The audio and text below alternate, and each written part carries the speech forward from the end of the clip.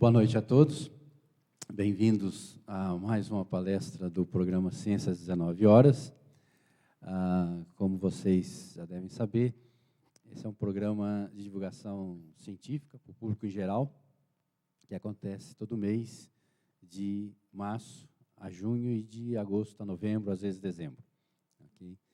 Ocorre geralmente na terceira terça-feira de cada mês, às 19 horas, aqui no auditório do professor Sérgio Mascarenhas. O projeto é apoiado pelo Instituto de Física de São Carlos, né, mais diretamente pela diretoria, né, o diretor atualmente, o professor Tito José Bonagamba, e também por alguns projetos aqui do Instituto, como os CEPIDs, do CEPOF, da Ótica, coordenado pelo professor Vanderlei Banhato, o Instituto Nacional de Ciência e Tecnologia de Eletrônica Orgânica, coordenado pelo professor Roberto Faria, e também temos apoio da Pró-Reitoria de Cultura e Extensão, da USP. Né?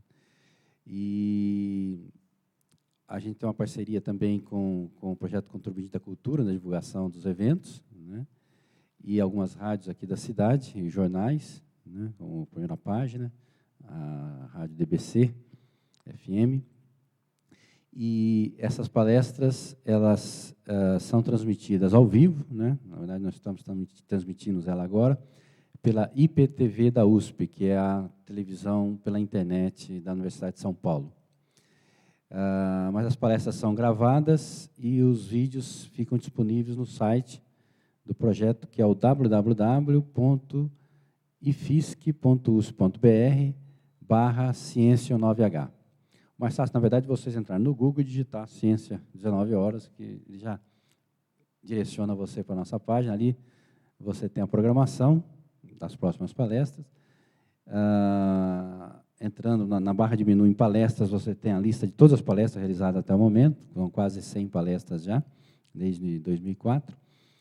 E entrando na página da palestra, você tem um vídeo, tem um material associado à palestra, como as entrevistas que o Rui faz com os palestrantes, os PowerPoints das apresentações e tudo mais. Eu gostaria de avisar que a próxima palestra, em mês de abril, vai ser no dia 28 de abril, não vai ser a terceira terça-feira, mas assim, a terça-feira do dia 28 de abril, às 19 horas, aqui no auditório, e será proferida pelo professor Raul Abramo, do Instituto de Física de São Paulo, da Universidade de São Paulo, no campus da capital. E, como vocês já devem saber, esse ano nós estamos comemorando os 100 anos da teoria de Einstein da realidade geral.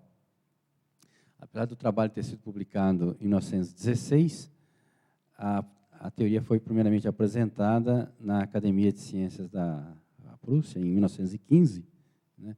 E por isso comemora esse ano os 100 anos da relatividade geral. Então, vai ser uma palestra sobre relatividade geral, ou seja, a teoria em si, os avanços desde então, os testes, né, e os desafios que ela enfrenta atualmente. Ok? Bom, e para a palestra de hoje, eu gostaria de convidar o professor Luiz Nunes para apresentar a nossa palestrante. Obrigado, professor Agostinho. Há 12 anos, eu trabalhava na Pró-Reitoria de Pesquisa da USP, lá em São Paulo, e uma bela tarde me disseram que havia duas professoras que queriam conversar comigo. Uma era a professora Sheila Ornstein, que é hoje diretora do Museu Paulista, né, o Museu do Ipiranga, que o pessoal fala, e a outra era a professora Ida Tassara. E elas entraram e vieram me dizer que estavam ali porque iam organizar um evento sobre psicologia ambiental, né? E queriam que eu participasse da mesa e falasse um pouco na abertura. Bom, a gente sabe, né, que quando a gente trabalha com ciência, uma coisa que a gente aprende é que fazer pergunta é muito importante, né? E a pergunta que me ocorreu imediatamente era: o que será psicologia ambiental e por que elas querem que um físico fale sobre esse assunto, né? E aí elas explicaram, e depois de uma meia hora de uma excelente conversa, eu fiquei convencido de duas coisas. Primeiro, que o universo tinha uma dimensão que eu não conhecia. E que, segundo, que na minha frente estava uma pessoa que conseguia enxergar através daquela dimensão.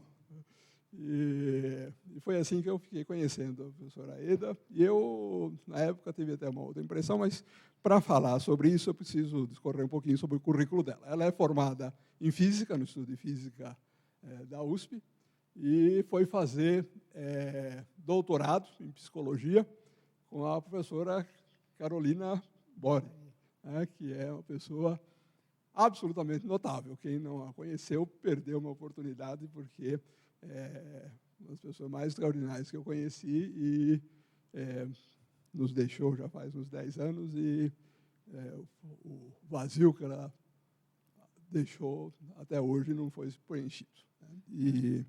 Mas a professora Eda, então, trabalhou com a professora Carolina, depois ela seguiu em frente, com carreira como professora no Instituto de Psicologia, lá em São Paulo. Ela criou um laboratório de psicologia socioambiental e intervenção, ponto bastante importante, né? E ela fez vários estágios na França, na Itália, ora trabalhando com física, ora trabalhando com psicologia. Ela tem trabalhos de divulgação científica, ela tem trabalhos na área de uma psicologia mais tradicional, ela tem trabalhos que podiam ser classificados de planejamento urbano, talvez, né? E uma variedade enorme de realizações que tem, em resumo, tem um fio condutor, que é uma pessoa inquieta, né?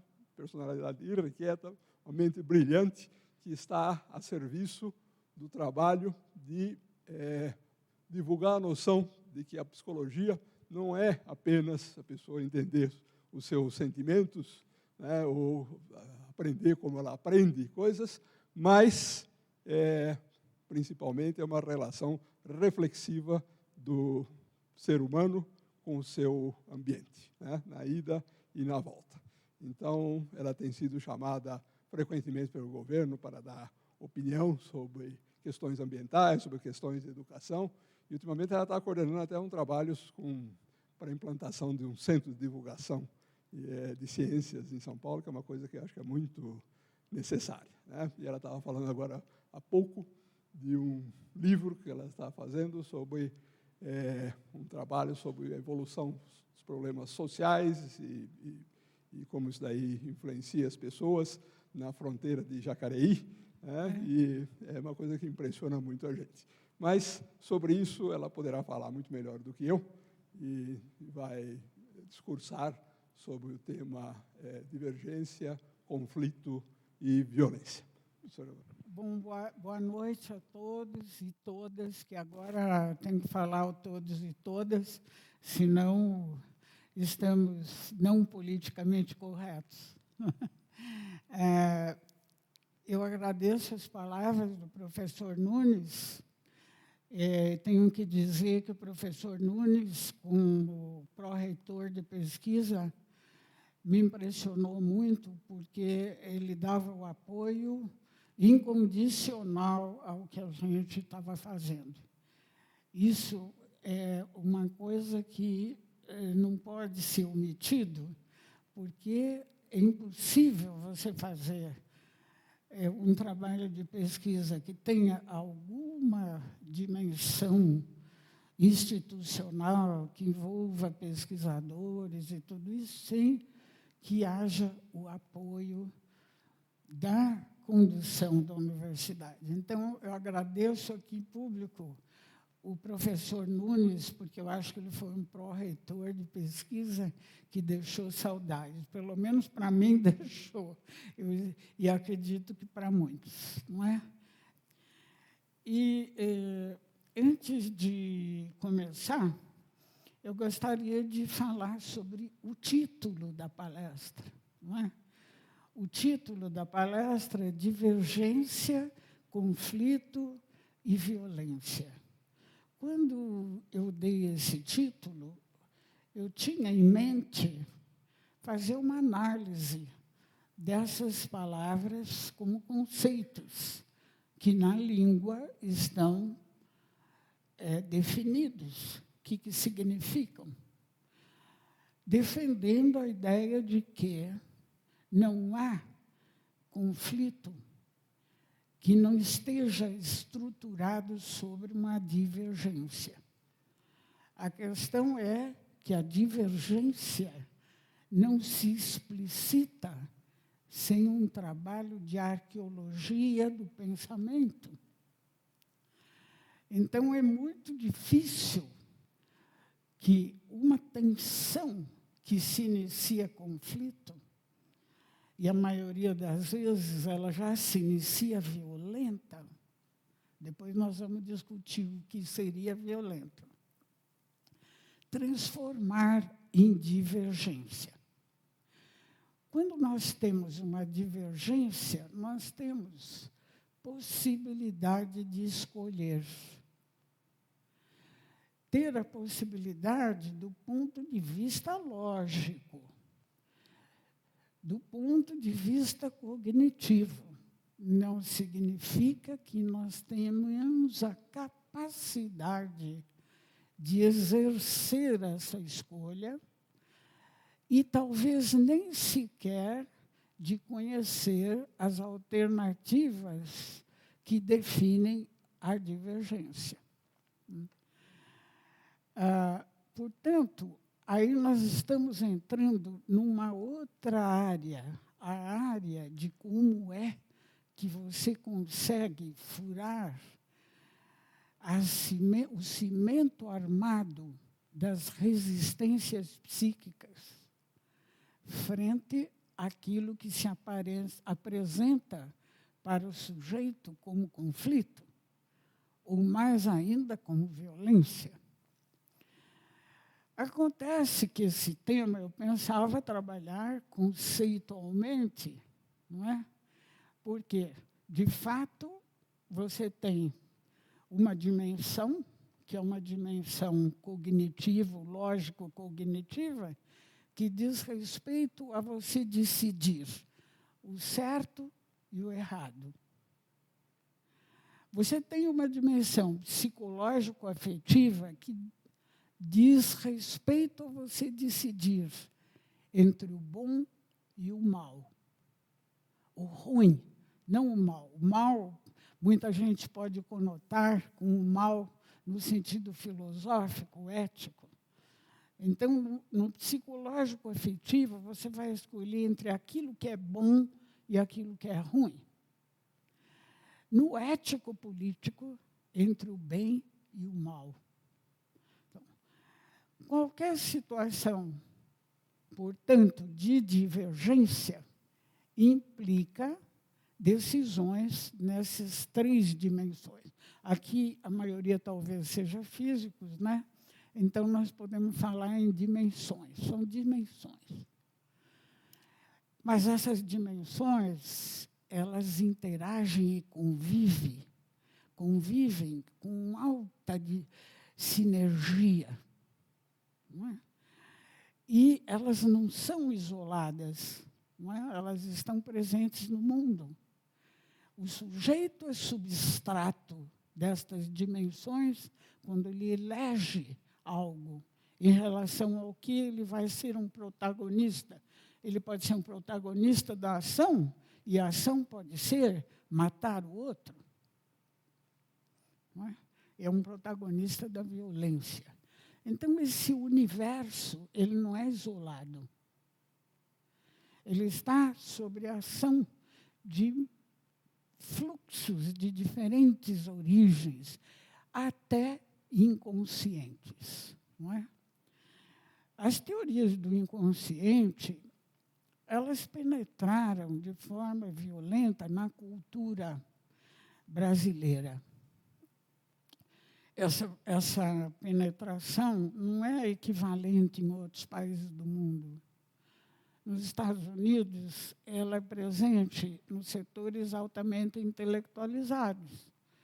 No Brasil, ela é presente de uma forma vulgarizada em toda a sociedade. Então, mas hoje à tarde nós estávamos conversando e eu estava dizendo, vou fazer mais uma metáfora em física. A cultura brasileira, a sociedade brasileira, não tem inércia. Não é?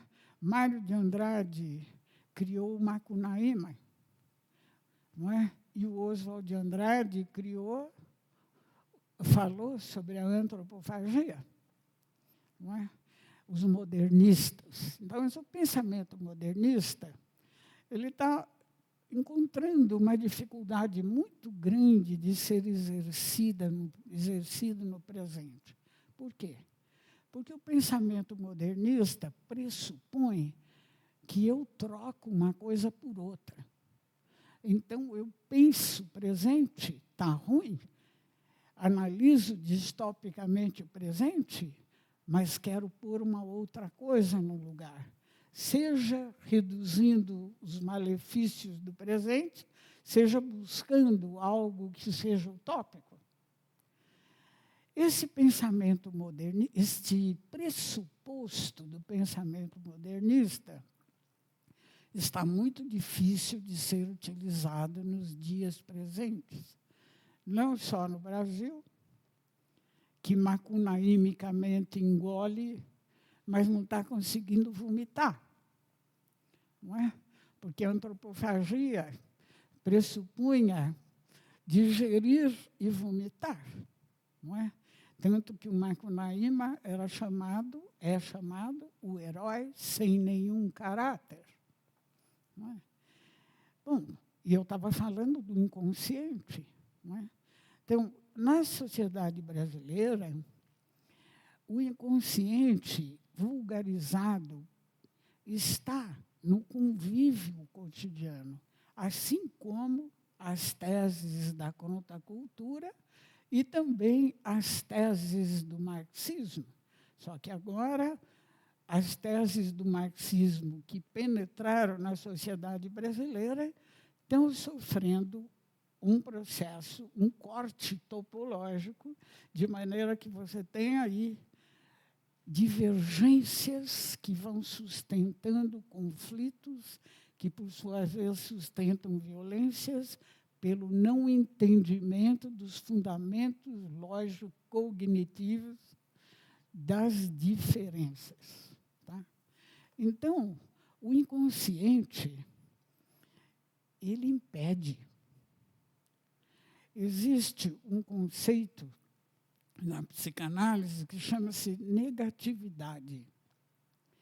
A negatividade é como se vocês supusessem um obstáculo que não permite que determinadas informações cheguem à consciência pelo sofrimento que elas podem causar à identidade das pessoas. Não é? O medo de perder coisas, que é um medo que, quando perde alguma coisa, é uma morte. Se essa coisa é uma maneira de viver, uma maneira de ser, uma maneira de pertencer, não é? Uma forma simbólica de sentir, a perda disso é ameaçadora. Ameaçadora à identidade. Então, é muito frequente que obstáculos se anteponham a que esta informação chegue à consciência. Isto complica, de uma maneira extraordinária, a transformação de um conflito que já está estruturado sobre violência em uma dimensão cognitivo-lógica de escolha. Não é? Existem formas que a psicologia social elaborou, principalmente dentro das posições da teoria crítica. A teoria crítica, para quem não conheça, não é? Bom, crítica, que significa questionamento de verdades. Não é? A teoria crítica, ela se baseia, ela busca, ela tem como busca o esclarecimento da perversão sofrida pelas teses do iluminismo.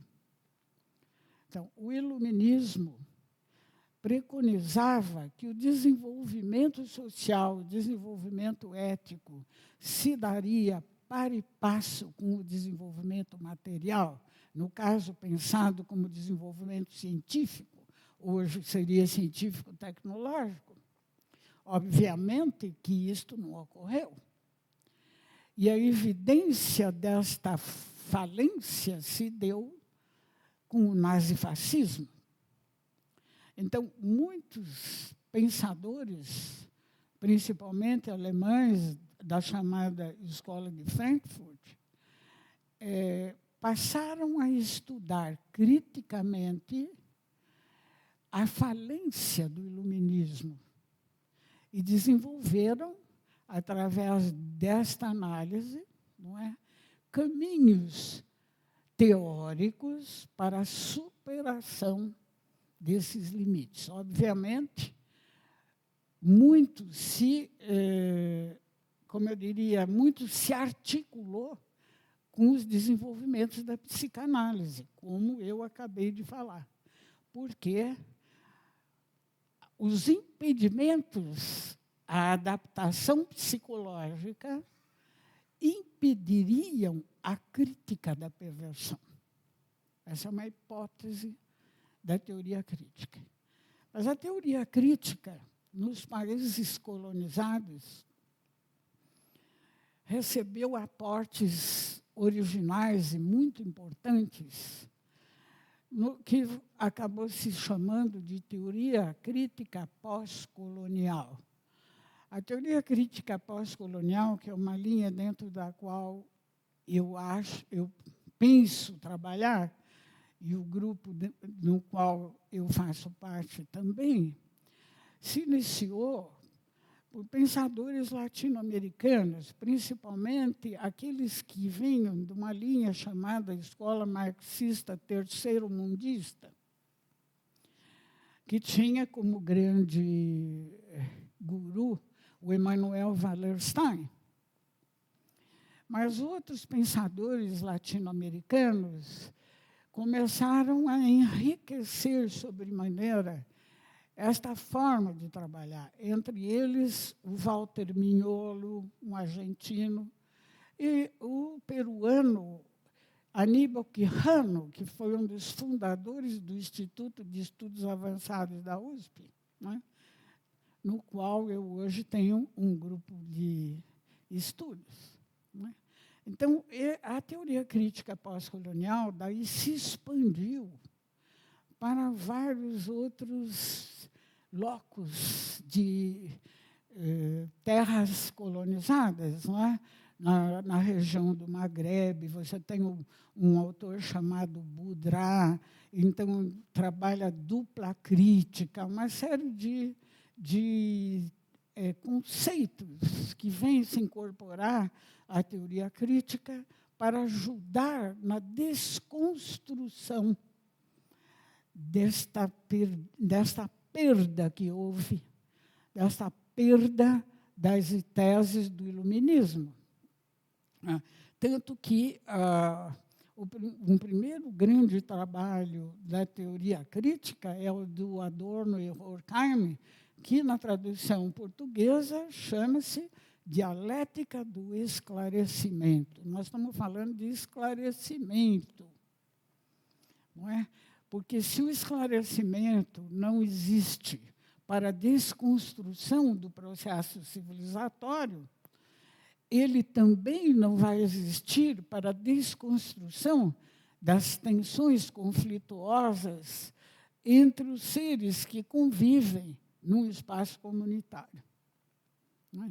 Então, essa teoria ela vai avançando com contribuições de pensadores do Caribe, o Edouard Glissant, que trabalha a questão do imaginário, da poética, não é? Na tentativa de fazer uma desconstrução do que se chama colonialidade do poder. A colonialidade do poder, portanto, é uma forma de ler uma camada das relações de dominação e assujeitamento que estão sedimentadas na construção das individualidades sociais no mundo pós-colonial, do qual nós fazemos parte. Tá? Essa desconstrução não é uma tarefa simples. Por quê? Porque ela enfrenta o que eu disse a vocês, que são os impedimentos psíquicos. Não é? Por quê?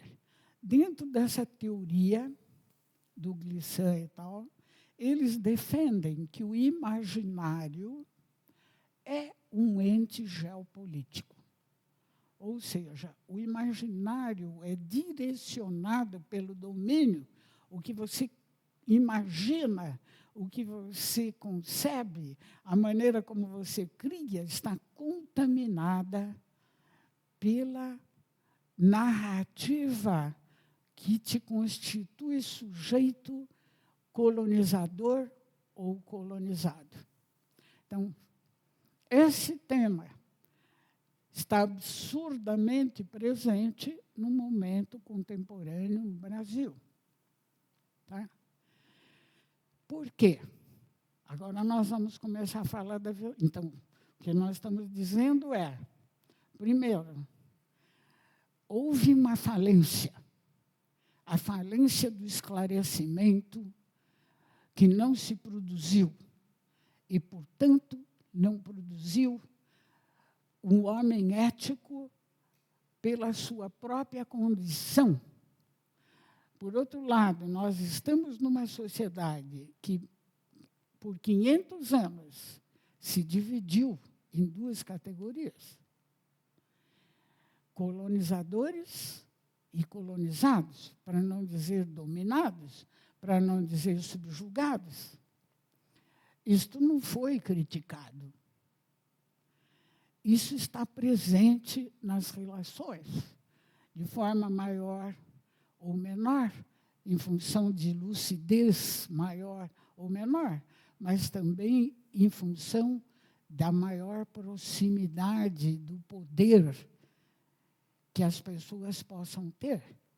Porque o poder, não é, ele vai constituir um sujeito no letramento de uma forma mais competente para poder compreender os processos de dominação e assujeitamento aos quais ele está submetido, diretamente ou indiretamente. Essa luta é que está se passando no Brasil. É um pedaço da luta, porque tem muitos outros elementos que nós vamos tentar colocar aqui. Sobre o processo de passado e dominação que nós tivemos, eu gostaria de ler aqui um texto de um historiador argentino que chama José Romero, sobre a conquista, José Luiz Romero. Então, ele diz: a tomada do território foi total. Deu-se a ela uma fundamentação jurídica e teológica construída sobre montanhas de argumentos, mas o conquistador viveu sua própria fundamentação, que era indiscutível porque se baseava em um ato de vontade e era, no fundo, sagrada. Tomou-se posse do território concreto onde se colocavam os pés e se assentava a cidade. Mas, além do território conhecido, também se tomou posse intelectual de todo o território desconhecido, repartindo-o sem conhecê-lo, indiferente aos erros de centenas de léguas que pudesse levar a ver nas concessões. Assim, as jurisdições foram instituídas de direito antes de que o fossem de fato.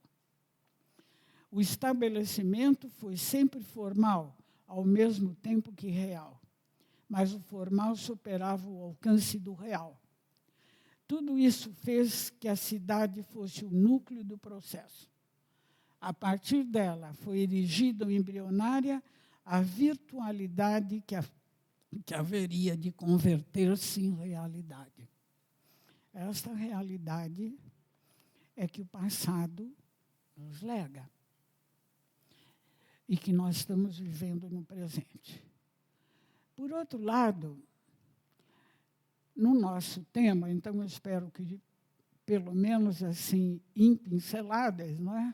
Nós vimos como que uma divergência dificilmente se materializa divergente frente a uma escolha. Não é? Eu, por exemplo, quando comecei a frequentar a psicologia, eu fiquei muito chocada, porque na física a discussão tinha um vitorioso. Mas não era a pessoa, era o argumento. Isso é certo, isso é errado. Na psicologia, a discussão era paralela. Não tinha objetivo de convergir. Não é? Simplesmente de afirmar. Então, você poderia ver quase como uma retórica. Não é? Então, aí você tinha claramente a divergência, mas não tinha a atitude de escolha.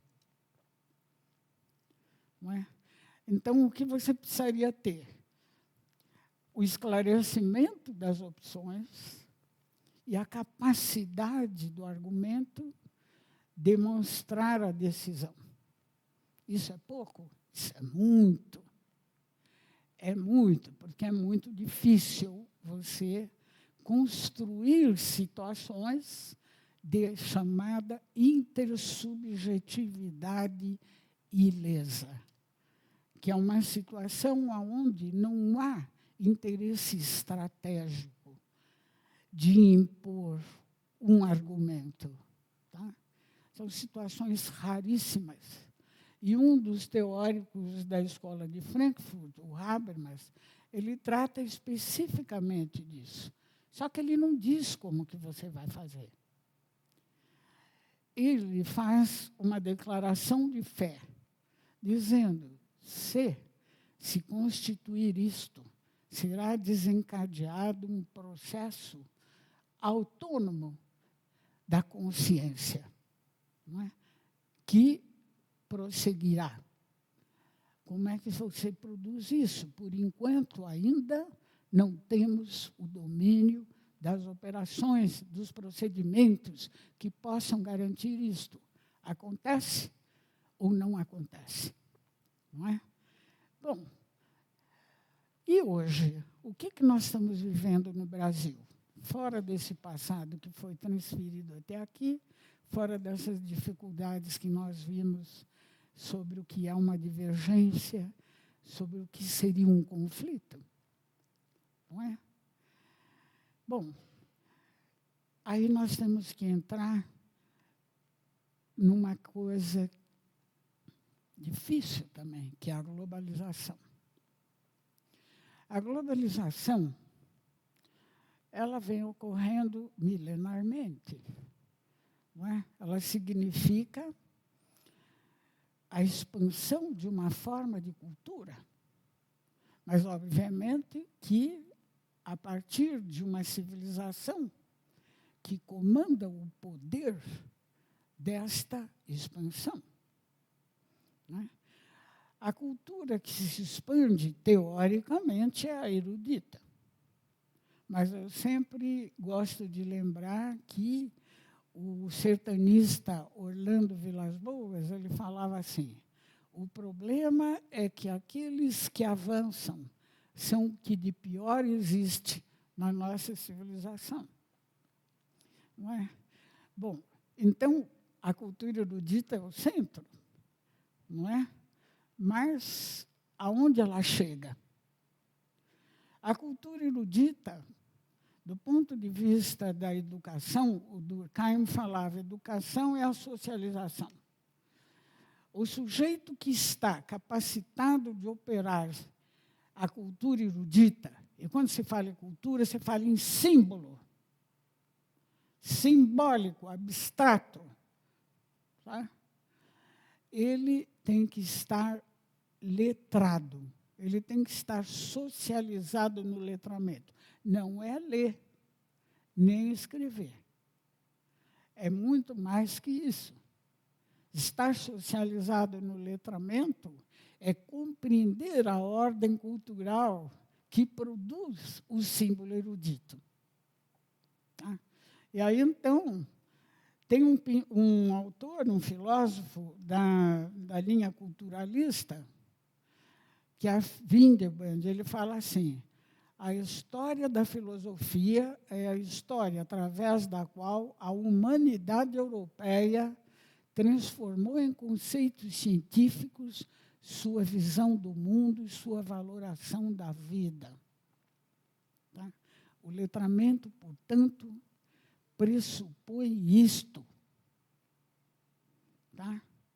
Pressupõe o sujeito compreender que esta cultura produz símbolos desta forma.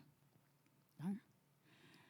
Nós sabemos, aqui todo mundo é dentro da universidade, não é? Que isto nem entre nós, às vezes, não se dá, não é? Então, também a respeito disso, eu gostaria de rememorar uma frase do Tommaso Campanella, que é um utopista do século XV, e ele escreve para o Pico della Mirandola. Pico della Mirandola era um grande intelectual desse período, pré-revolução científica moderna. Não é? Por quê? Porque ele era versado tanto nas teses platônicas como aristotélicas. Ele era versado na alquimia, ele era versado na cabala, ele era um grande intelectual. E o Tommaso Campanella fala assim, tudo aquilo que é feito pelo homem para dominar a natureza é visto pela humanidade como uma coisa boa. Até que não se saiba a arte, ela é sempre uma magia. Depois, é uma vulgar ciência. Então, nós sabemos que o letramento não se deu e que a vulgar ciência também não. Não é? Porque a vulgar ciência queria dizer o quê? Que todos socializados dentro dessa ordem, tinham que conhecer a arte. E a arte só é magia quando o sujeito não a conhece. É um poder mágico. Então, nós estamos, no momento presente, diante da globalização, numa situação muito difícil de ser compreendida por aqueles que não estão plenamente socializados no letramento, e muito menos na compreensão dos símbolos, Brigária, que estão sendo operados. Então, se a globalização resulta deste processo de expansão civilizacional, mesmo que sequestrada por grupos que não são representativos das multidões, não é? Sem a compreensão disso, eu não posso desenvolver uma crítica, e muito menos uma crítica pós-colonial. Não é? O que é a globalização? Então, se milênios ela vem acontecendo, o que mudou agora? Agora mudou apenas que se transformou num processo global de produção. O processo global de produção se deu porque o mesmo sistema que se expandiu junto com esta forma de produção está proprietário do conhecimento tecnoeletrônico, né? E de todas as formas que ele pode vir a ser utilizado em técnicas de engenharia, tecnologias, o que vocês quiserem. Isso permitiu a globalização da produção. Mas a globalização é mais do que isso, porque como o processo que se globalizou é um processo de domínio capitalista e de domínio colonial, mesmo daqueles que estão muito próximos do centro de produção das decisões. Tá? Bom, então você tem o quê? O capitalismo, ele vai na busca de mercados. Por quê? Porque ele tem que crescer continuamente o dinheiro. Tá? Ele vai na busca de territórios. Ele vai expandindo. Não é? Para isso, ele precisa uniformizar as culturas. Porque se ele não uniformizar as culturas, os produtos rendem menos lucro. Os produtos têm que ser o máximo possível iguais. Não é? Essa uniformização se faz pela mass media. A mass media uniformiza, achata as diferenças culturais, mas ao achatar as diferenças culturais, ela produz grandes alterações nos cenários materiais nas quais as pessoas vivem. Por exemplo, no Brasil. O Brasil, como eu falei, não tem inércia. Então, ele não preserva a sua memória nos cenários materiais. E os cenários materiais são objeto da própria busca de aumento do capital privado. Então, você está aí com grandes obras, com desmonta daqui, faz ali, etc. Não é? Bom, então, o que você produz aí? Não é? O Otávio Yanni, que é um sociólogo marxista brasileiro. Agora, quando a gente fala um nome assim, as pessoas nem sabem mais quem é, tá, todo mundo virou pó de mico. Ele, nos anos 90, ele defendia dois termos. Ele defendia a globalização para essa expansão das normas jurídicas. Não são jurídicas, né? São normas de interferência sobre a vida social, transformando. Ele defendia a ideia de mundialização. A mundialização, para ele, era o encontro desta horda, eu vou chamar de horda, com as realidades locais.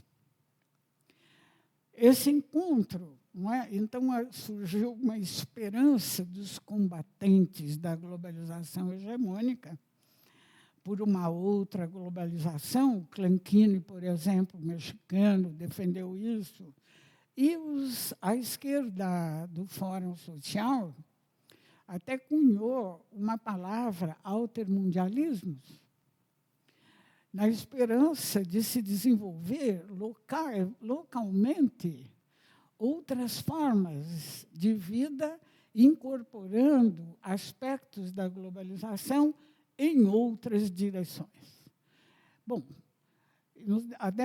os anos 2000 botaram água nessa esperança. Talvez agora elas estejam de novo ressurgindo. Mas o fato é que houve uma expansão monolítica desta hegemonia da globalização, concomitantemente com as alterações culturais essenciais para você cumprir os propósitos da máquina lógica do capitalismo mundial. Isso é uma máquina lógica. Não depende de pôr um botão aqui, outro botão ali. Quem apertar o botão vai dar o mesmo resultado. Não é? Bom, então você tem um lado bom disso aí, que é a percepção da sua parte na Terra, planeta. Então, você passa a ter duas palavras Terra, uma com T minúsculo, outra com T maiúsculo. Mas, ao mesmo tempo, como você destrói o passado, principalmente em um lugar como o Brasil, porque está bom para ganhar dinheiro, não é? Então, você vai destruindo tudo, jogando tudo, não mantém nada. Então, o que você produz? Você produz, primeiro, uma cisão geracional forte entre aqueles que têm um passado, mesmo que seja quimérico e reminiscente, que vai se esvaziando, e os outros que não têm passado. Não é? Não tem passado, considerando que grande parte desses jovens vem de famílias não socializadas no letramento. São famílias que foram arrancadas de outras formas culturais, onde havia equilíbrio, havia outras maneiras de produção simbólica, tudo isso. Mas que agora são negadas pela mass-mídia e pela imposição dos produtos culturais, que são mais do que produtos materiais, não é? Bom, então você tem uma cisão, você tem um extermínio do passado, então o passado de alguns funciona quimericamente. O que quer dizer isso?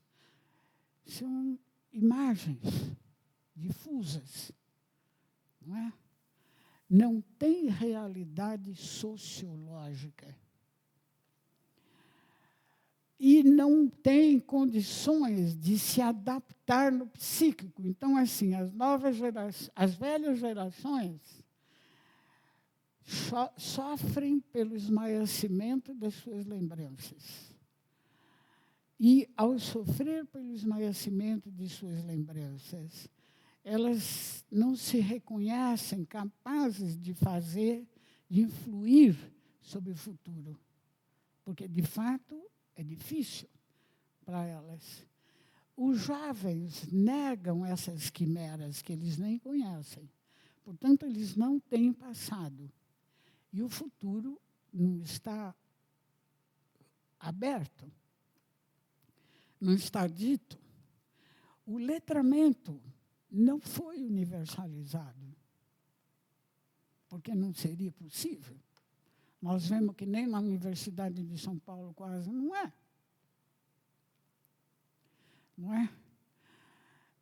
Então, isto o que é? É o que os autores, os sociólogos do fim do século XIX, começo do século XX, chamavam de anomia. O Durkheim, ele fez 2 trabalhos onde ele trata essa questão da anomia, que são situações onde como eu diria, os elementos culturais que a pessoa tem não são suficientes para ela obter fins sociais. Não é? Ela fica rompido o passado cultural, aquilo que elas sabiam, viam, não é? E a ação para transformar. E os jovens, eles não têm esse passado, não é? Então, eles se socializam, entre aspas, não no letramento, eles se socializam naquilo que se chama movimentos juvenis transculturais, uma balela. Os movimentos juvenis transculturais não podem ser universais, porque, como falava muito bem o Ottaviani, são mundializados. Aspectos deles podem ser universalizados. Não é? Então, você tem um pano de fundo de uma universalização de rupturas entre o passado e o presente. E, naturalmente, entre o presente e o futuro. para alguns pelas dificuldades protagonistas, e outros pela não existência de repertórios. Porque o sujeito, não tendo repertório, como bem fala o Glissant, ele é um reprodutor geopolítico das determinações da mass media. Zerado. Tá? Isto é anomia. E a anomia, segundo, porque é um conceito da sociologia. Então, o Durkheim trabalha duas grandes obras. Uma é sobre a divisão do trabalho social. A primeira obra dele, em 1893, e aí ele discute isto em função das grandes transformações que estavam em processo nesse período. Esse período foram das grandes invenções, inclusive da física, da psicanálise, tinha os vanguardistas, o Círculo de Viena, tudo que a fenomenologia, etc., não é, que estava ali. Então, acontece esse momento pela grande diferença que se produz nas formas de relação entre as pessoas. Mas ele, no primeiro trabalho, ele é otimista, ele acha que isso é um momento e que o momento espontaneamente tenderá para um equilíbrio. Na segunda obra dele, ele analisa o suicídio, pelo que estava acontecendo um grande número de suicídios, ele vira pessimista. E já não tem tanta certeza, não é? Agora, nós retomamos o que eu falei para vocês sobre o pensamento modernista hoje. Modernista, dificilmente a gente poderia exercer. A anomia, como é que nós vamos romper? Ela vai tender sozinha para alguma coisa de nova harmonia ou não? Nós não temos condição de responder isso. Não é? E, conversando com a psicologia, né, a anomia é prima irmã da alienação. O sujeito que não tem passado e não sabe qual é o futuro, ele apaga. Ele não fica num estado de vigília normal. Não é? E o Ferenczi, que é um psicanalista, ele fala assim: a sociologia trata de leis que regem as condições de vida dos indivíduos agrupados na coletividade. O direito resume em regras concretas os princípios a que devem adaptar-se os indivíduos se pretendem seguir sendo membros da sociedade. Esta adaptação é, antes de tudo, um processo psíquico.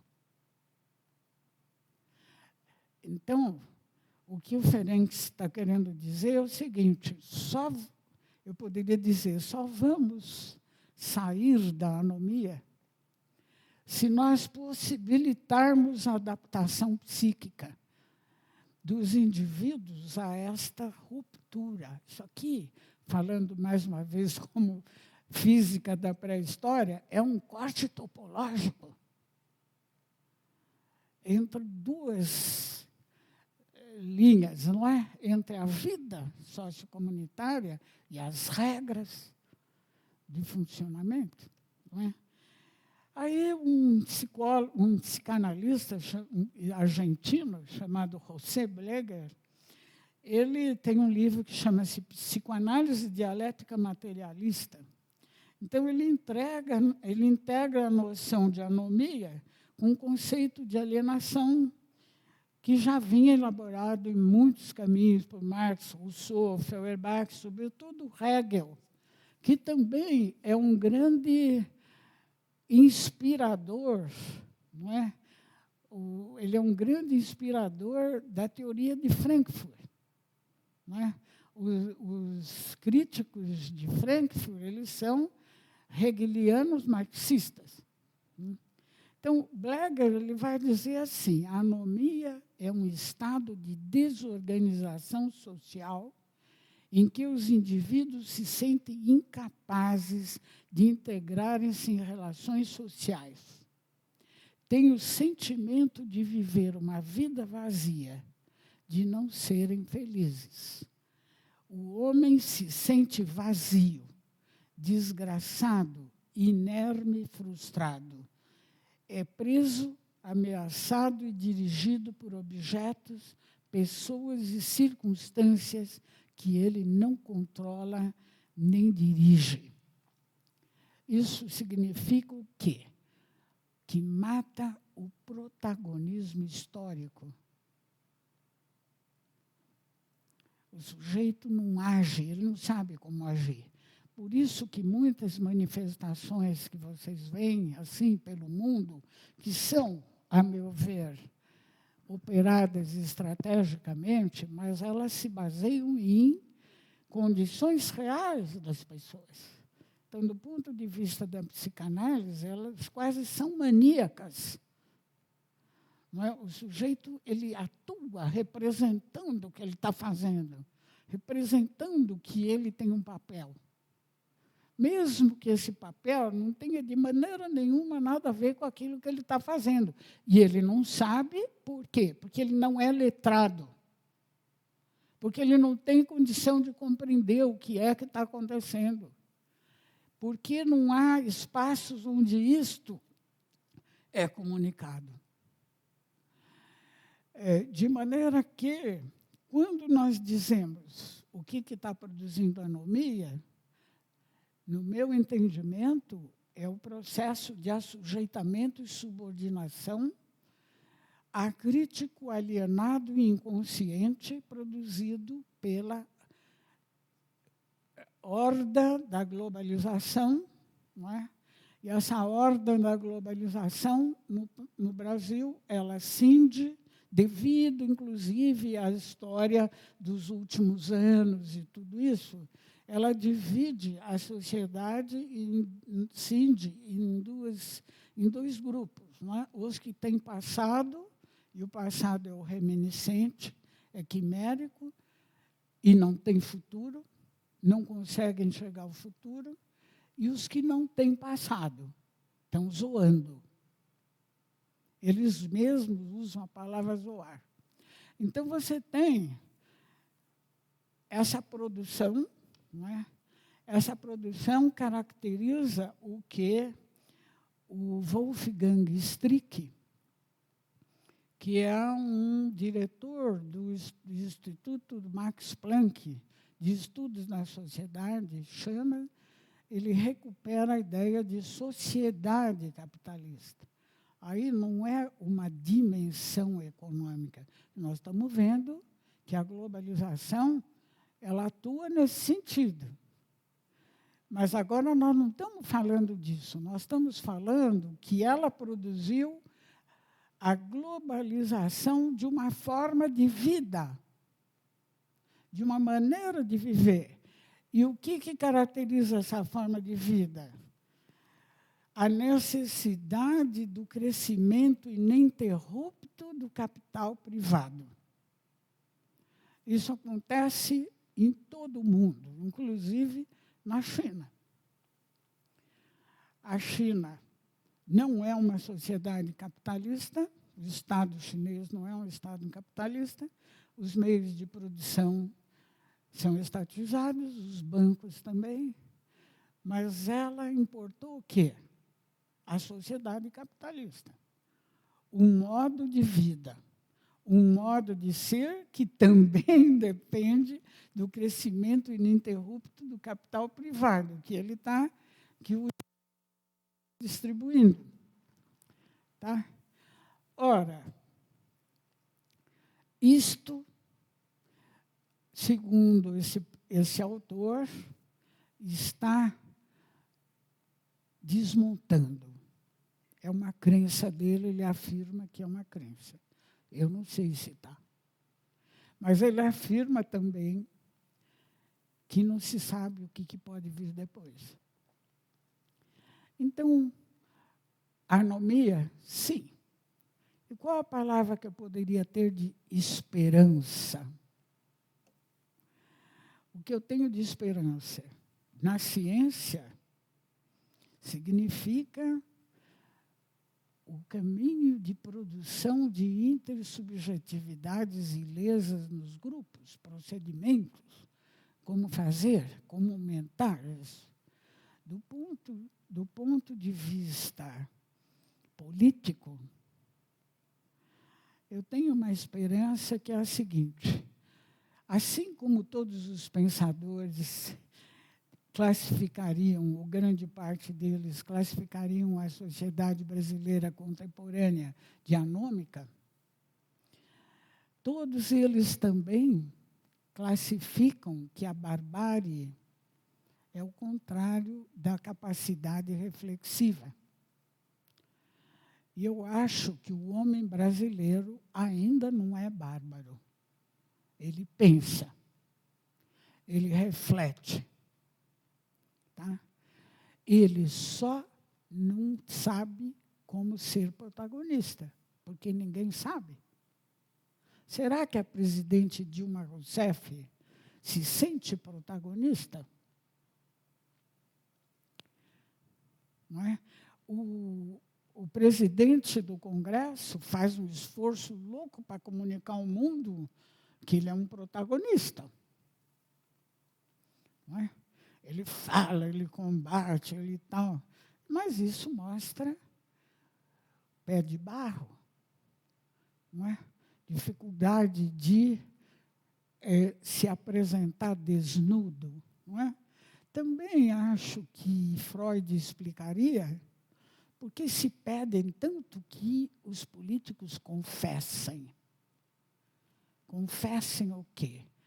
Confite-o, Deus onipotente, eu errei. Não é? Muito bem, mas o homem brasileiro pensa. Eu fiz uma pesquisa com 200 entrevistas, com gente caminhando na estrada, trabalhador de enxada, vendedor de feira, dona de casa, tudo que vocês podem dizer. Eles pensam, mas eles falam que estão vazios. Eles falam que estão tristes. E se não falam, você lê. Então, por exemplo, tem pessoas que dizem assim, é ver, escutar e calar. Ou que diz assim, não adianta mudar, todo lugar é igual. Ou, quando fecha esse bar, acaba tudo. Estou dando 3 exemplos para vocês. Não é? Quando fecha o bar, acaba tudo. Significa o quê? A ausência de acolhimento comunitário. Até um bar pode substituir. Não é? É ver, ouvir e calar. Quer dizer o quê? Eu não sei como agir. Não é? No meio disso tudo, aparece em todas as bocas a palavra violência. Violência que nunca se explicita.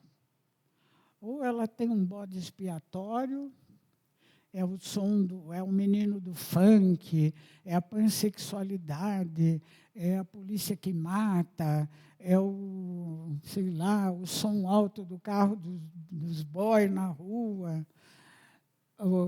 Ou então, é o medo de que vai o canto da sereia, as drogas, os traficantes. Não é? Isso aí, o medo das novas gerações, sempre associando com crime. Só que crime está tudo esfacelado. Não é? Se você pegar o Código Penal, você vê que não tem a definição de crime, tem a tipificação. Não é? Então, se você tem um candidato à vice-presidência da República, que diz no jornal, eu não quero que a Dilma caia, eu quero sangrá-la até o fim. Bom, isso é crime. Simbolicamente, ele está matando uma autoridade, ele está torturando, simbolicamente, mas ninguém pensa assim.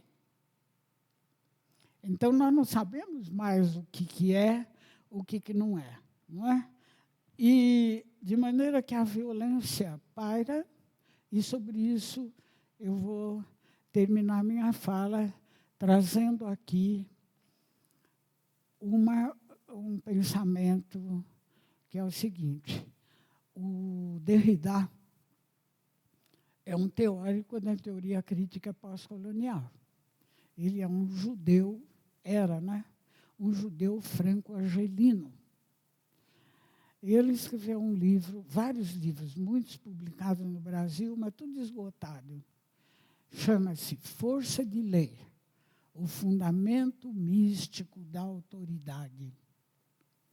E ele começa discutindo o livro do Walter Benjamin, que é um teórico também filo-frankfurtiano, não é? Sobre a violência, traduzido no Brasil com esse título. E ele disse, não é isso em alemão. Em alemão é Zur Kritik der Gewalt. Se alguém aqui sabe alemão, que me disseram, é que quer dizer sobre a força pública. A crítica da força pública. Quando não há força pública, surge a violência. Porque você não tem mais a lei, você não tem mais. Então, e as pessoas, elas intuem isso. Porque a polícia entra nos discursos da violência de forma ambígua e dialética. Às vezes ela é o inimigo, às vezes ela é um salvador. Não é?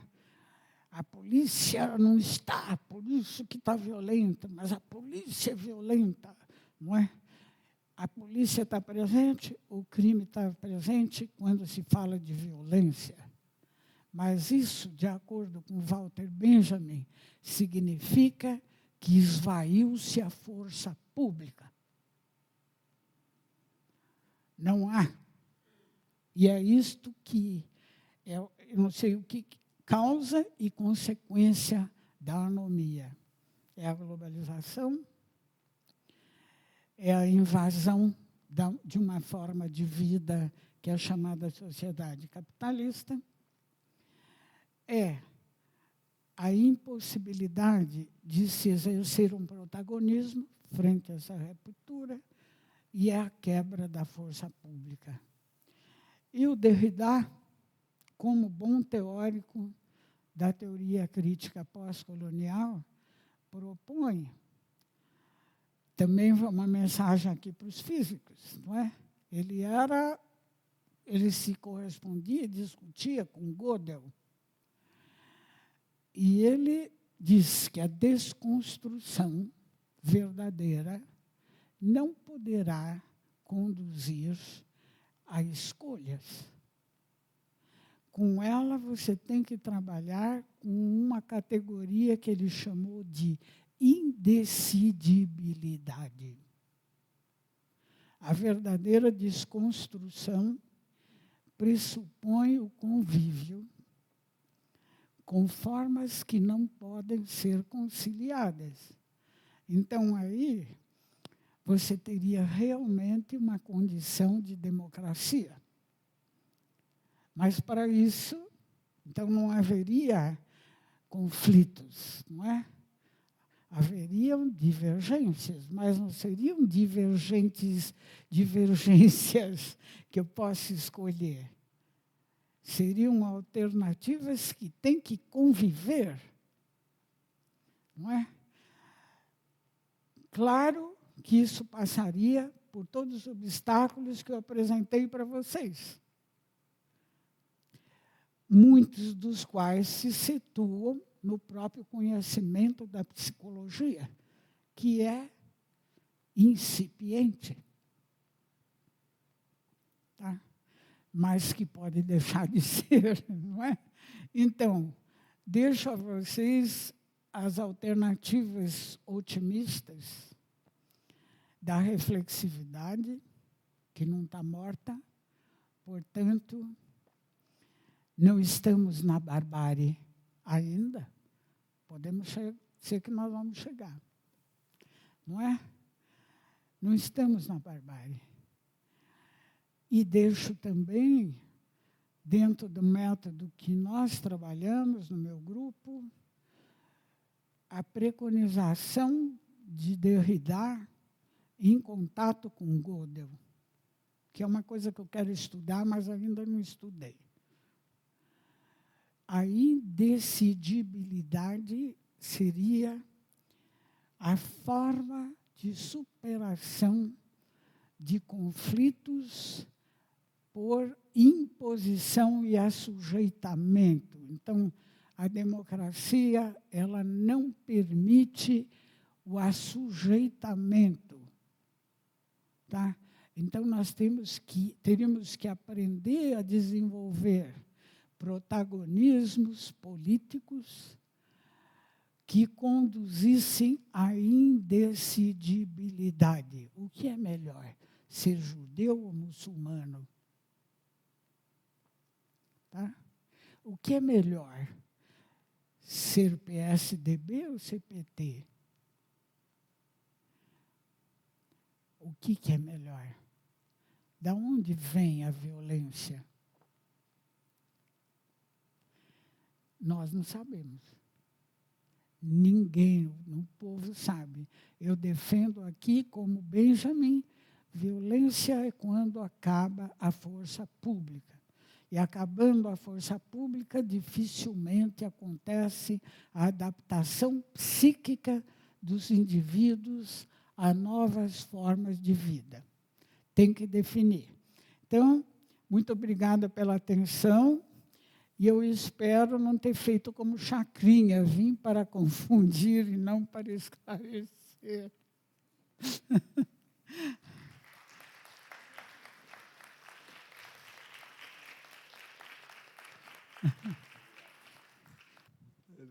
Achei muito interessante a sua palestra. E eu gostaria de explorar um pouquinho mais o seu conhecimento. Então, eu vou pedir para a senhora comentar duas situações que eu vejo, que eu acho que tem muito a ver com o que foi dito, mas que são de outros países, né?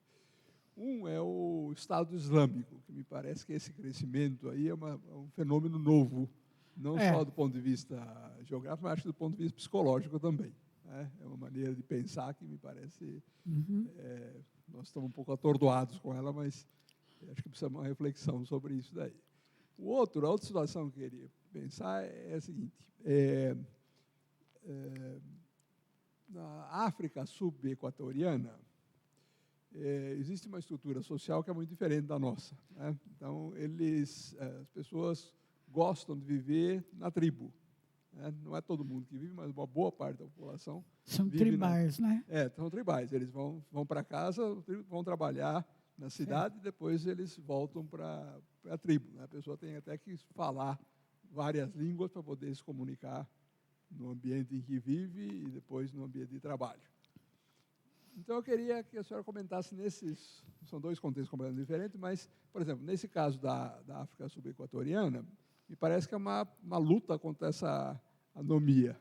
Seria, talvez, uma manifestação do que o Ottaviani chamaria de mundialização. Como que vai evoluir, se eles vão ter força para isso, a gente não sabe.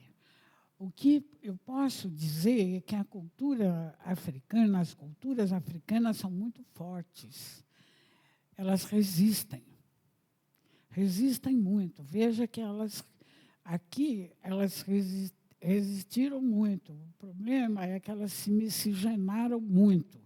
E ao miscigenar, e toda essa luta importada do politicamente correto, do racismo e tal, diluiu a resistência da diáspora africana no Brasil.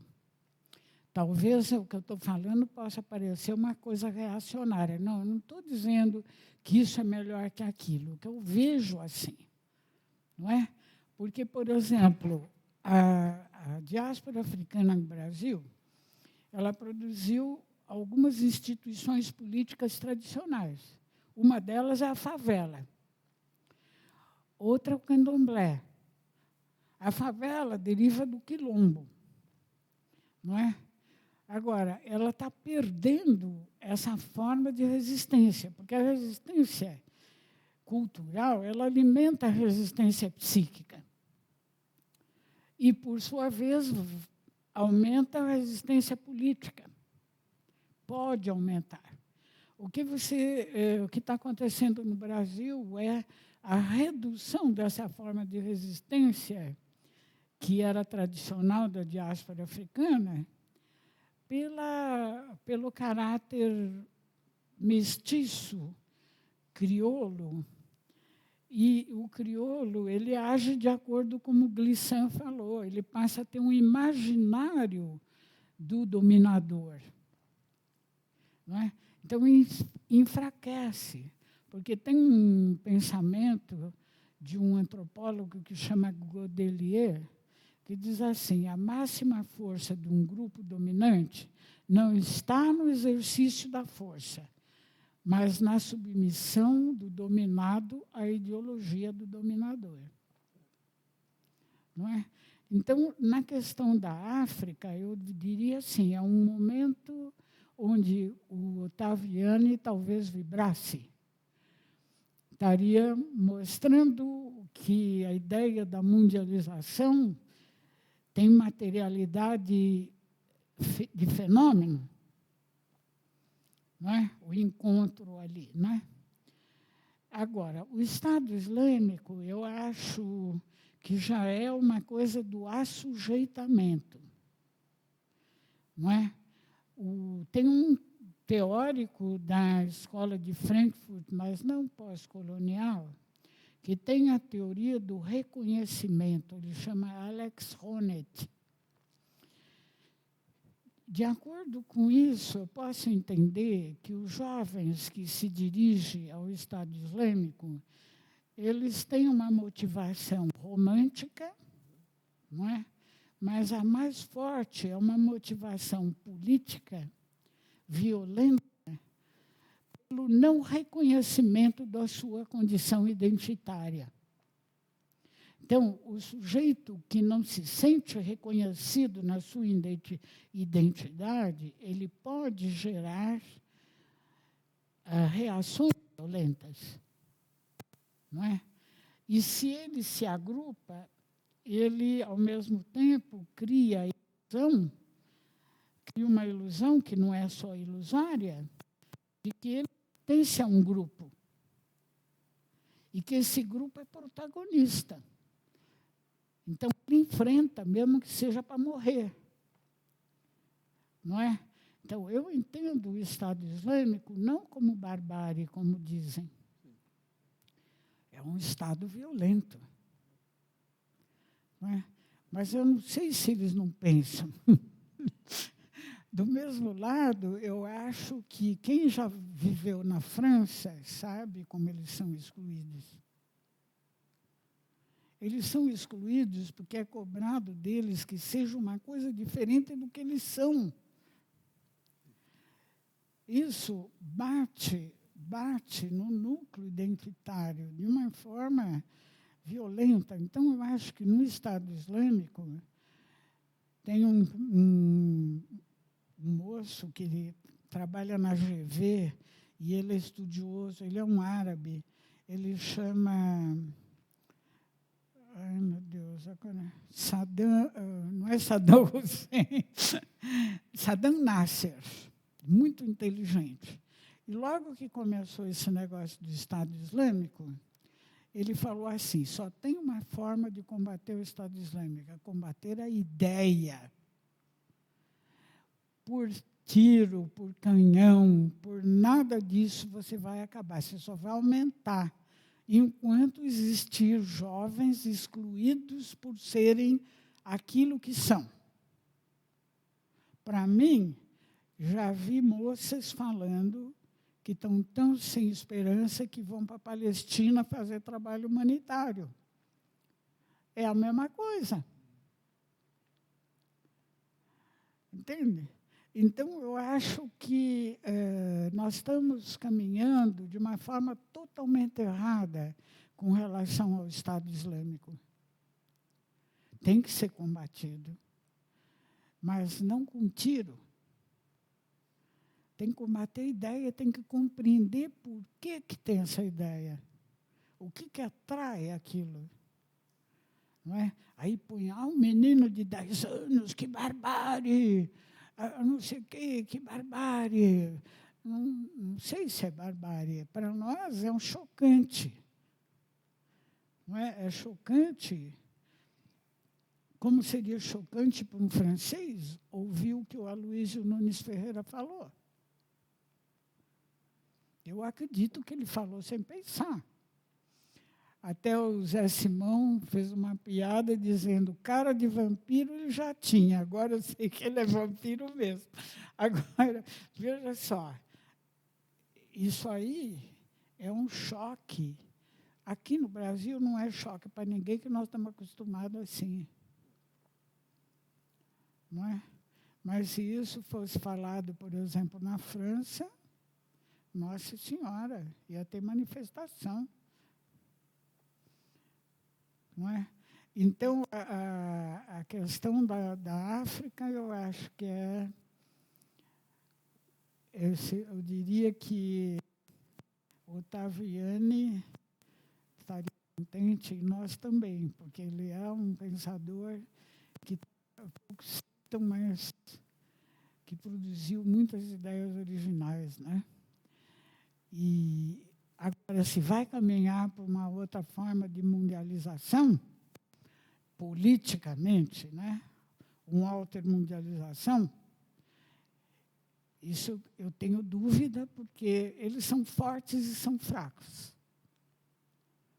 Eles são muito fortes como raiz cultural, né? Mas são fracos como donos da bola, né? Não sei se eu respondi. Não propriamente o Estado Islâmico, mas com relação aos estados que têm o islamismo como... Pois é, tudo isso é produto de uma forma de subjugação. Então, as questões do Oriente, elas estão muito conturbadas, porque ali você tem um espaço de interferência há 200 anos, eu não sei nem, sempre violentas, né? Porque a gente nem pensa, mas aquilo junta com a Turquia, não é? Tem o massacre armênio, teve o Império Otomano, você tem ali tribos, não é? Essas tradições tribais, como ele colocou, poderiam se dirigir para, como eu diria, não para estados nacionais, não é? Para segmentos comunitários sociais. Mas agora não dá mais para voltar atrás, porque, por exemplo, o cara lá da Líbia, né? Como ele chamava? O Gaddafi. O Gaddafi conseguia uma paz guerreira mantendo as tribos. Né? Na hora que se disse, não é isso, vamos criar um Estado, o que aconteceu? Uma luta, uma carnificina, porque o Estado implica um poder que exclui. Se você tem diferencial de poder, nem todos vão ficar igualmente distribuídos no poder. Agora, se você tem tribos, você pode criar um conselho. É uma outra forma. Não é? Agora, na hora que você cria um Estado republicano, você automaticamente criou uma hierarquia de poder. Uma hierarquia de poder tem como correspondente categorias sociais. As categorias sociais vão se constituir com identidades subalternas, identidades subjugadoras, identidades, não é? Bom, aí, como eu falei aqui, é um substrato de violência, porque a única forma, quando você tem coisas diferentes assim, é a indecidibilidade. A indecidibilidade pressupõe uma paz assentada sobre o conhecimento da diferença e o respeito da diferença. Eu não posso. Agora, na hora que você impõe uma forma de lei, você impõe uma forma de organização, você impõe um diferencial de poder. Aí luta, sai automaticamente. A mesma coisa na Síria. A Síria vivia em paz, entre aspas.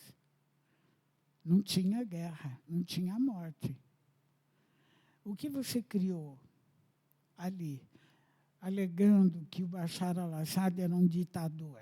Bom, depende do que é a história daquele povo. Na nossa nomenclatura, poderia ser. Não é? Bom, não conseguiram derrubar o cara. O cara ganhou a eleição e criaram o Estado Islâmico e mataram um monte de gente. Não é? Então, só há uma forma, gente, na cultura letrada.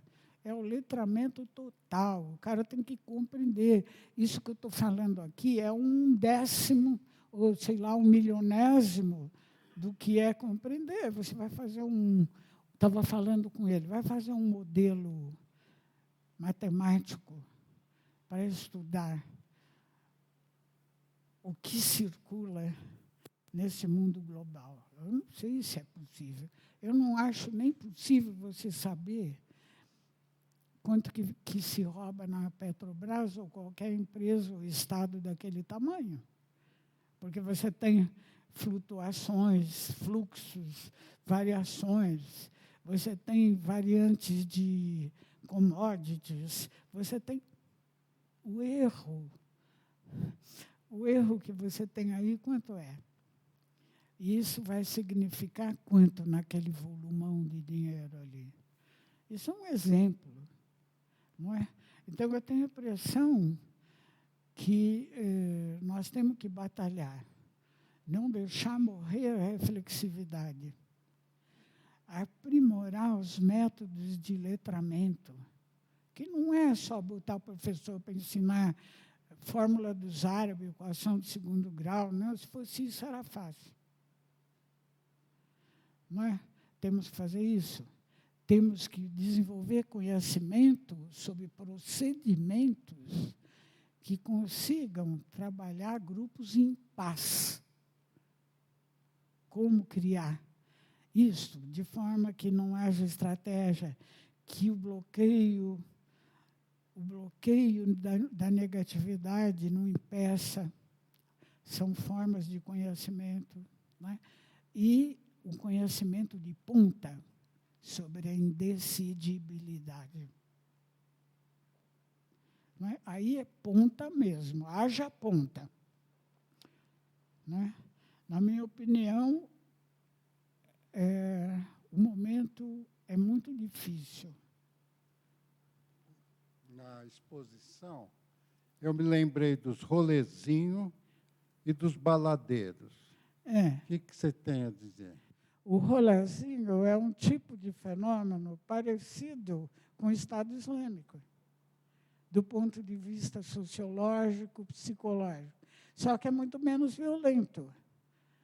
Mas é porque a violência na periferia, ela não está no tiro, ela está no cotidiano. Não é? Então, o sujeito ir no shopping, ele está enfrentando o não reconhecimento. Ele está enfrentando a ideia de que ele não é igual ao outro, mas ele quer ser. Então, ele diz, eu sou igual a você, eu vou aí, eu vou atrapalhar você. Não é? E é, ao mesmo tempo, um happening. E é um movimento cultural, um movimento juvenil, transcultural, mas específico, também mundializado. Não é? Porque eu não sei se Por exemplo, nas periferias de Paris, eles não fariam isso. Eles botam fogo nos carros, né? Dão um soco. Vão para o Estado Islâmico. Não é? Eu acho que são fenômenos parecidos, altermundialistas. Não altermundialistas, desculpe. Mundialistas. Altermundialistas é apenas o Estado Islâmico. Ele é altermundialista. Agora, ele não é altermundialista como sonhavam os sociólogos, psicólogos e políticos do Fórum Social, que era um pacífico. Não é? Era combater a globalização porque ela era dominadora, porque ela expoliava, porque ela submetia. Não é? Agora você está tendo uma coisa que é um altermundialismo, porque ele tem uma realidade política, tanto que ele é um Estado.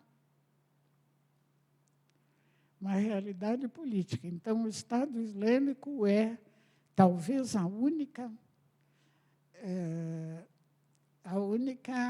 sociedade que está se construindo intencionalmente, portanto, uma intervenção, de acordo com o que nós chamamos de política ambiental, seria uma forma de política ambiental. A política ambiental, construção intencional do futuro. Eles estão construindo o futuro deles, pode ser a morte. Não é?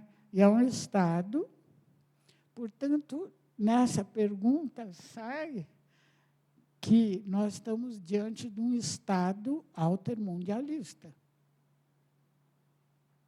Gerado, e mais interessante ainda, porque ele é gerado com gente que vem de vários pontos da Terra, mas que tem semelhança de origem étnica ou de ideologia. E a mesma função. Então, é uma novidade assustadora, mas é. É uma saída da anomia.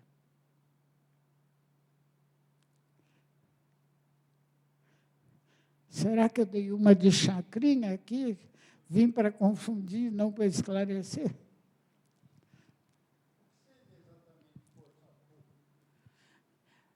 Força pública, até tem um quartel lá na Rua Voluntários da Praça, no tempo da força pública, significa que o espaço público é monoliticamente compartilhado por uma regra, por um conjunto de regras e leis, por um conjunto de normas de manejo social.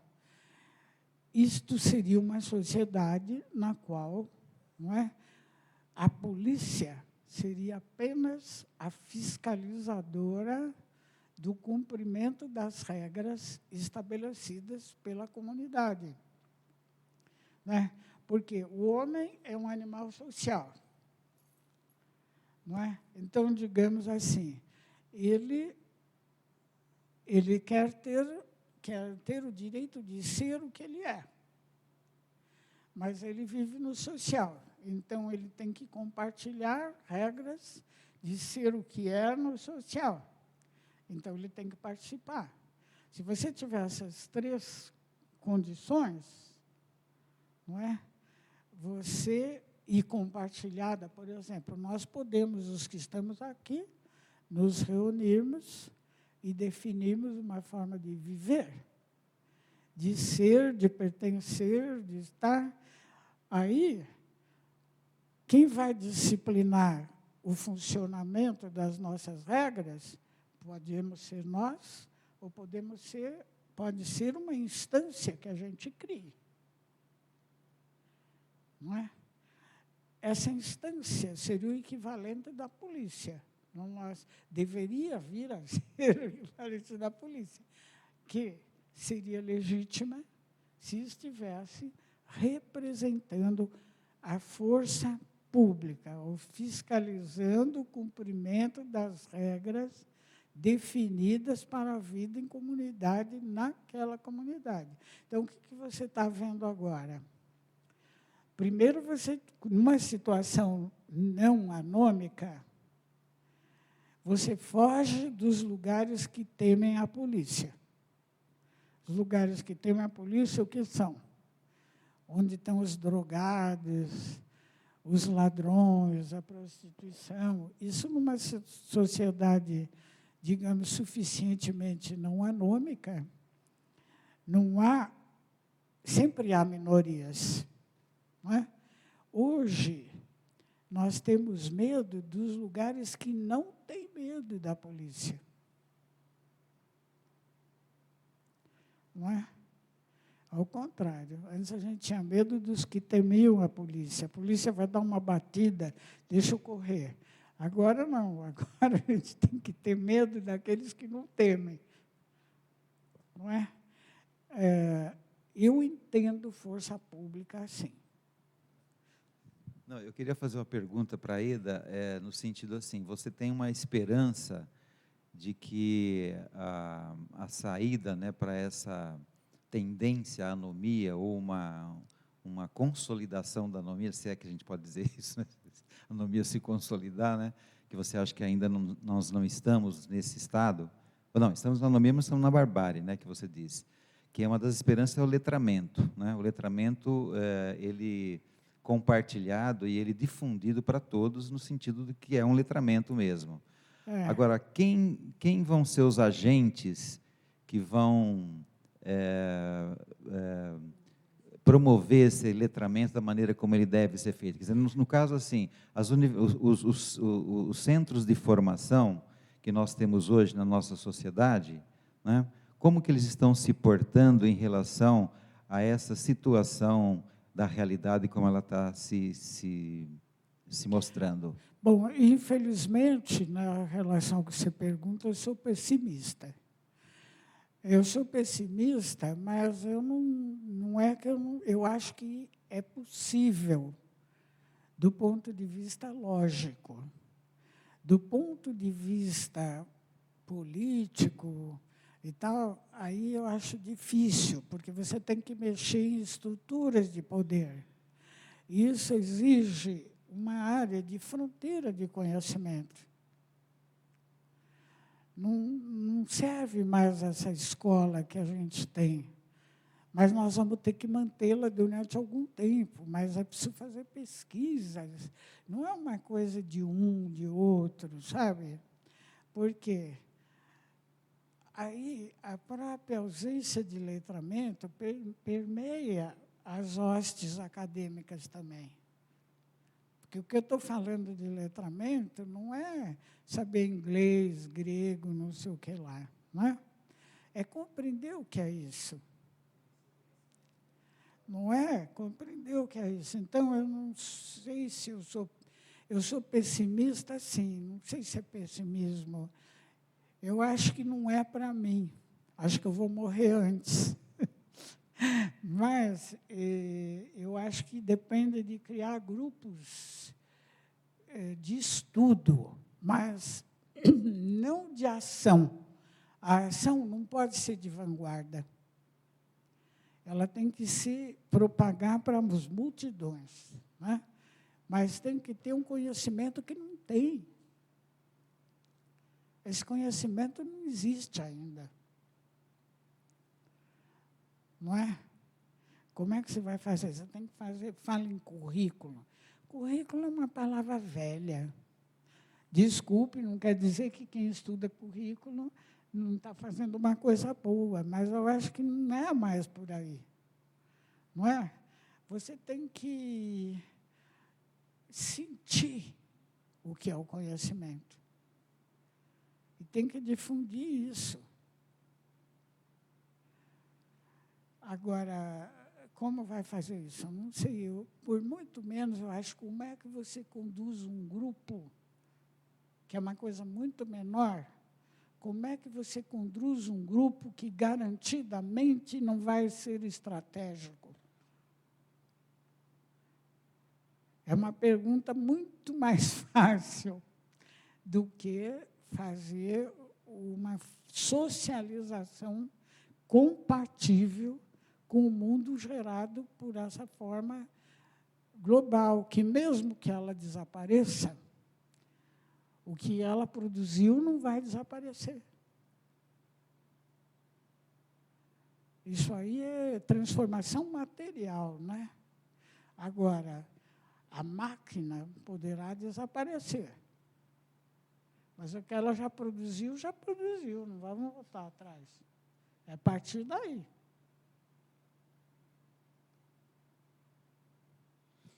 Eu estava tentando entender esse conceito de indecidibilidade. E aí eu pensei, bom, por um lado, o Estado Islâmico é um bom exemplo, né? Porque lá tudo é decidido, tudo é certeza, não tem nenhuma dúvida. Não tem dúvida. Não tem dúvida. Isso é uma coisa que eu acho que muita gente acha atraente, né? Mas, por outro lado, eu estou pensando no caso do modelo fascista, né? Em que cada classe social entende que é diferente da outra, mas acha que a dela é melhor que a dos demais. Né? Isso seria um exemplo de indecidibilidade? Não, é que o fascismo ele se estrutura sobre a negatividade. Eu não sei se o Estado Islâmico se estrutura sobre a negatividade, talvez também, porque aí é que eu acho que não, porque eu acho que o Estado Islâmico, as pessoas elas reagem com violência contra a subjugação do direito delas serem o que são. O fascismo se estrutura sobre o endeusamento daquele grupo. Eu não sei se o Estado Islâmico se estrutura sobre isso. Ele se estrutura sobre o direito dele ser o que ele é. Não é dele ser mais que os outros. É assim, eu quero mandar aqui. Vocês não venham aqui que vocês não mandam. E o fascismo não é isso. O fascismo é o que eu penso é melhor do que o que você pensa. Eu sou melhor do que você. Isto é melhor do que você. Por exemplo, eu acho que o panelaço é uma manifestação fascista. Porque ele não permite que o sujeito que queira ouvir, eu, por exemplo, não posso ouvir no meu prédio. Eu nem preciso ligar a televisão, eu já sei quando tem alguém político falando, não é? Mas a minha neta abriu a janela e começou a gritar, fascistas, fascistas. Então, eu falei, bom, é a violência, não é? Porque você tem direito. Vai lá na rua, bate a panela, toca a campainha, faz o que bem entender, não é? Mas você não pode impedir o outro que quer ouvir. Não é? Você não pode obrigar o outro a ouvir. Não é? Então, aí já é uma quebra da força pública. E o interessante é que nós estamos tão anômicos que as pessoas não pensam isso. As pessoas acham que elas estão fazendo uma coisa maravilhosa. É verdade. Na minha aula de ginástica, eu tenho que ficar quieta, assim, quietinha, porque o meu bairro é Higienópolis, eu não posso falar, senão eu sou linchada. Fico quieta ouvindo. Aí tinha uma lá que falou que não foi, mas ela se chama Safra, de sobrenome. E aí a outra falou, né, você é uma direita caviar, né? Aí ela falou assim, pelo menos falou que era uma direita caviar, mas a questão é que você não tem o direito. Agora, eu não sofro com isso, porque eu não estou carente desse poder, não é? Eu tenho outros poderes, mas se eu fosse uma pessoa subalterna, eu poderia reagir a isso com violência. Não é? Então, não sei, essa conversa aqui, olha, mas de qualquer maneira, vejam só, violência, conflito e divergência. E eu ponho também a nova palavra indecidibilidade. Essa é a palavra da paz. Só que até compreender o que quer dizer é difícil. Não é? eu gostaria de estudar isso, mas eu acho que não tem nada aqui, deve ser correspondências. Tem uma pessoa em Minas, chama Evandro Nascimento, que foi orientado pelo Derrida, e ele promoveu o último evento com Derrida em 2004 aqui no Brasil. Talvez ele tenha acesso a essas correspondências, não sei. Mais alguma pergunta? Perguntas são muitas, né? Respostas é que talvez... Ele quer uma pergunta. Respostas é que talvez não sejam, né? Eu gostaria de saber qual o seu posicionamento sobre, por exemplo, o pessoal que busca uma alternativa a esse convívio social dessa forma e buscam, por exemplo, a agricultura comunitária, pessoas que muitas vezes buscam realmente se ausentar desses moldes que a gente tem sociais e vivem, por exemplo, uma chácara, em um campo, com outras pessoas com ideais próximos, cultivam o que comem lá e existe um movimento nesse sentido, assim. Esses movimentos estão emergindo espontaneamente, não é? Mas o problema é que eles são depois operados estrategicamente, fica bem difícil, não é? Digamos, de evoluir para coisas altermundialistas, digamos assim, não é? Porque eles se dando no seio de sociedades avançadas, automaticamente eles são objeto de interesses, não é? E esses interesses dificultam, digamos assim, não é? Por exemplo, você veja o que aconteceu na Grécia, vamos dizer, o Siriza lá. Não tem alternativa a não ser dentro do Estado, não é? Dentro do Estado, você tem forças que já são acomodações de outras forças, não é? Então, vai sendo difícil. Então, por exemplo, eu diria,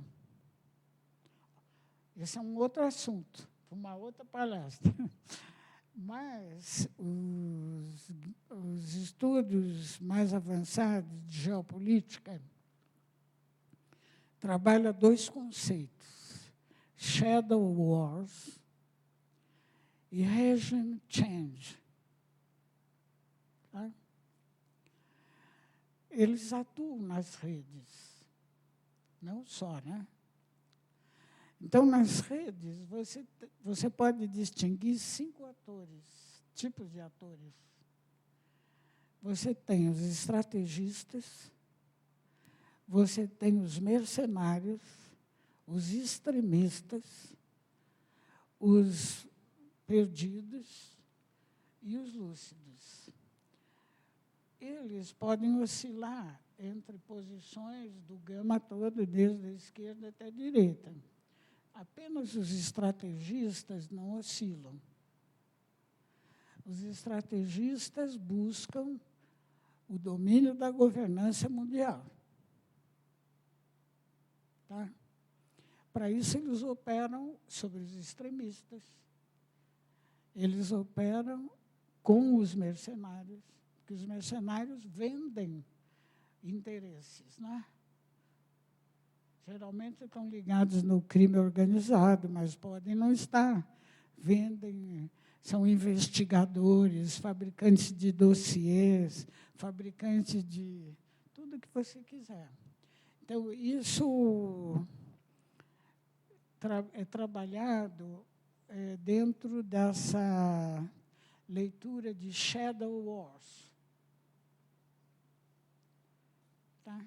O objetivo da Shadow Wars é a mudança de regime, porque quando muda o regime, eles podem se introduzir. Primeiro, eles desestabilizam. Depois, eles interferem sobre a ordem política. Entendeu? Então, Então, isso é uma outra vertente, né, de estudos, né? É difícil encontrar, porque não é que se publique muito.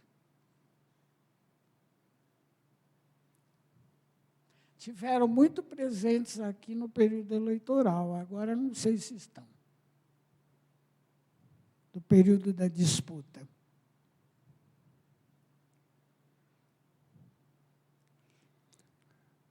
Bom, eu tenho um comentário. O Darcy Ribeiro, no livro dele, O Povo Brasileiro, né, que é o primeiro e o último livro dele, ele enfatiza muito essa tese de que a cultura brasileira, né, tem uma coisa muito positiva, porque ela não é uma cópia da cultura do colonizador, né, como outros países da América Latina, né, mas sim ela se reinventou dentro dessa miscigenação, né. Isso não é um antídoto, digamos assim, para a anomia? Não, ele não é um antídoto, ele é uma parte.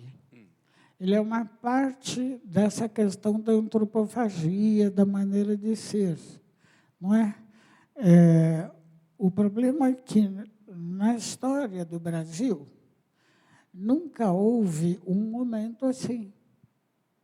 Porque os momentos de grande transformação houve, mas nunca com tal potência de transformação material, porque você tem o desenvolvimento da ciência e da tecnologia na mão de um sistema. Então, ela tem um poder imenso de destruição e também de construção. Ora, se você faz a construção em cima de uma destruição, o passado desaparece. Ele está presente na tese do Darcy, estaria presente na própria memória das pessoas. Mas se a memória está sendo atacada, ela permanece. Eu estou dizendo que ela não morreu, mas ela está sendo esmaecida, né? O professor Nunes falou da Carolina Bore. Carolina Bore foi professora emérita da psicologia. Ninguém sabe quem ela foi. Se você perguntar, as pessoas falam assim, é o nome do prédio lá, né? É porque é o nome do prédio. Então, minha filha fez uma tese e entrevistava crianças pequenas na pré-escola, no pré-primário, né? E ela entrevistava de duas em duas, porque dizia assim, que uma ficava parada, e mais do que duas dava bagunça. Aí a moça pergunta para a menina, como é que chama essa escola? Era a escola EMEI Madalena Talhaferro, né? Aí a menina fala assim, não sei. A outra diz assim, como é que quando a tia pergunta, você responde? Aí ela fala assim, EMEI Madalena Talhaferro. Ela é a dona daqui. Ela que faz a comida para nós. Não é? Então, eu acho que se vai esvaindo a memória, não vou acreditar que vai morrer. Tá? O Darcy era um Hermes, uma cabeça que virava assim, sabe? E eu conheci ele muito bem. Então, não podia pensar besteira. Né? Ele sabia pensar, sentia, assim, né? Isso aí pode ser um trunfo para nós, né?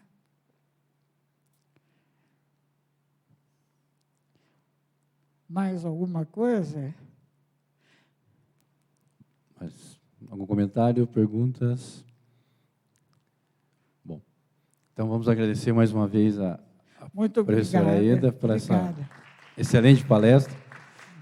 Obrigada pela paciência, não é? e espero ter desconstruído um pouco.